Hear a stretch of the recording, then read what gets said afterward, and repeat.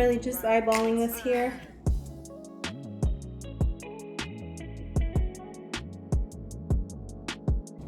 So far we have our calabaza squash, our potatoes, our celery, our carrots. So next I'm gonna be grabbing a clove of garlic. Other two ingredients are gonna be onions, and then I have some frozen green peas. Going back to the garlic, you wanna take a clove or two.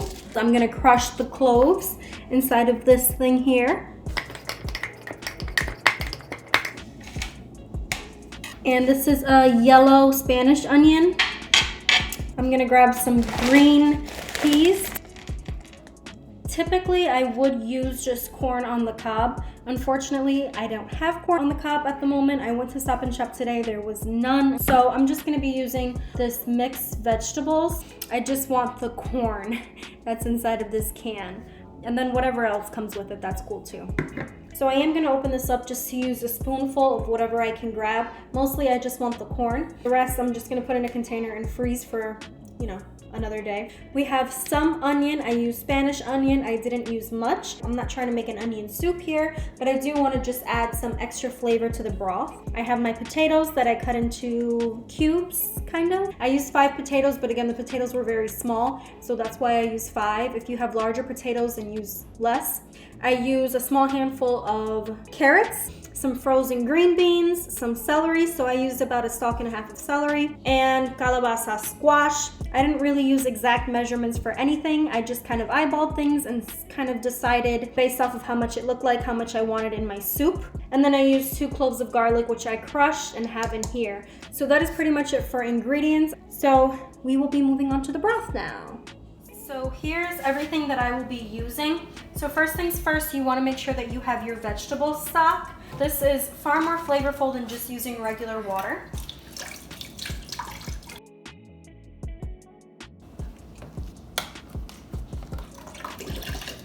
So this gives us a decent amount of broth for us to cook our veggies in.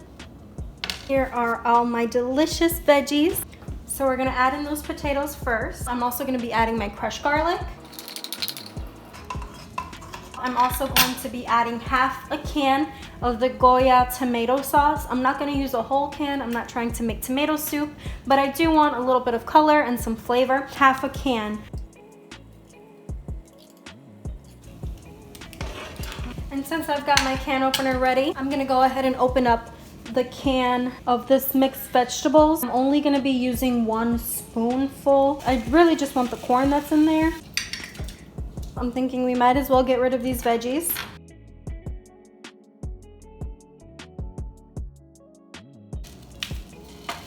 I like to wash everything as I go, so my cutting boards, rinsing out the cans that need to be recycled, so really picking up after myself as I cook. I don't like to make a huge mess. Now we are moving on to seasoning the soup, seasoning the broth. Salad and vegetable seasoning from the brand GOYA. I'm gonna be using this. I'm gonna be using the red Sazon GOYA packet. And I know that this is a vegetarian vegan soup, so I'm not gonna be using this powdered chicken from the GOYA, but you can always add in a chicken flavored packet or a beef, so it's really your preference. I won't be using this. I'm just showing you that this is an option if you want more of a meaty flavored broth. I'm gonna be using the salad and vegetable, and I'm gonna be using the red packet of the Sazon GOYA. And then I'm gonna kind of taste it and see if it needs some more salt. I might use another packet, or I might just go in with some adobo. Into the broth, you also want to add in some bay leaves. So this is our secret ingredient. You really want to add flavor to that broth. Since these bay leaves are kind of small, I'm gonna add in maybe 4 or even 5. I'm gonna be using a little bit of this ground annatto. This is just for color. This doesn't have much taste or flavor at all. A little bit of that. You want to be careful with the bay leaves when you first put them in, because they are dried leaves. They are subject to breaking or cracking into lots of small pieces. But once they start to boil and absorb some of that water, they do soften. But initially you want to be careful that you don't crack them into lots of small bits. I am going to be using a little bit of this lemon pepper seasoning. So this is also a little bit of a secret ingredient of mine. It's just going to give that soup just a little bit of a tang, but just a little bit. And speaking of pepper, you're going to go in with some black pepper. So this is more of a powdered black pepper. Here's like whole black peppers, and it's a black pepper grinder. And obviously, if you want the soup to have a little bit more of a kick, you can use more. Everything is to taste. These are just the ingredients that I use. Now, what I also like to use in addition to the black pepper, just to give the soup a little bit of a kick, is cayenne pepper. So you can use cayenne pepper, you can use hot sauce, you can use both. I don't use too much because this stuff really is pretty potent. It is very spicy. I don't want to overdo it with the spiciness. Some onion powder. A sprinkle of salt-free seasoning, so this just has dried veggies in it. I don't use too much, but I do use some of this. Paprika gives it a beautiful color and a little bit of a kick of flavor, which is nice.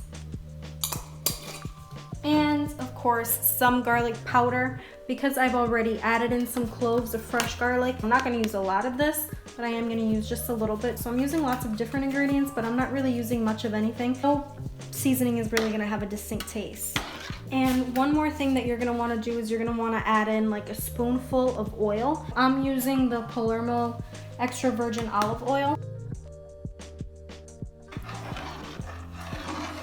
And that's really it. I'm just gonna let this kind of sit and marinate and allow time for the veggies to cook. In about half hour or so, I'll go ahead and I'll add in these things. The Fidellos, they're just like really, really thin pastas.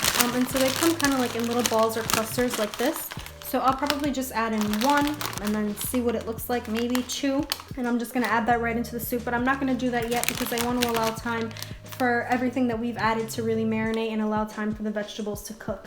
So again, maybe in 20 minutes, half hour, something like that, I'll come back and I'll add in a cluster of these. There is one more thing that I forgot to mention. So last but not least, you do not want to skip this step. You are grabbing your homemade sofrito, you are scooping some out of a container and pouring that into your soup. This is going to be the finishing touch. All the flavors from all the veggies are going to seep from the veggie and into the broth, and it's just going to be delicious.